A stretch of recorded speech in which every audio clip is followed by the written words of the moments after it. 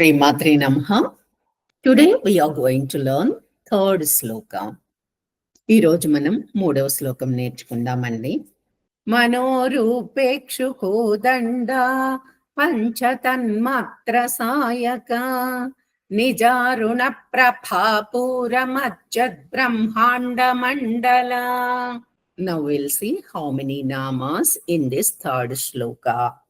మనోరూపేక్షుకోదండ, first నామ. పంచతన్మాత్ర సాయక, second నామ.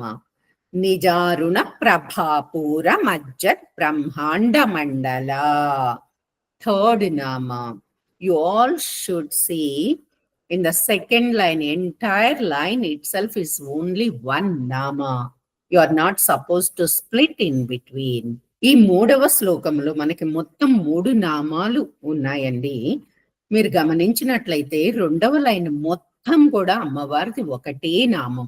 ఒకే నామం వచ్చినప్పుడు మనం దాన్ని మధ్యలో స్ప్లిట్ చేయకూడదు, అంటే విభజన చెయ్యకూడదు. ఒకేసారి ఫస్ట్ లెటర్ పట్టుకుంటే లాస్ట్ లెటర్ వరకు ఒకేసారి మనము ఫినిష్ చేయాల్సి ఉంటుంది. థ్యాంక్ యూ ఫర్ వాచింగ్ అండి. శ్రీమాత్రే నమః.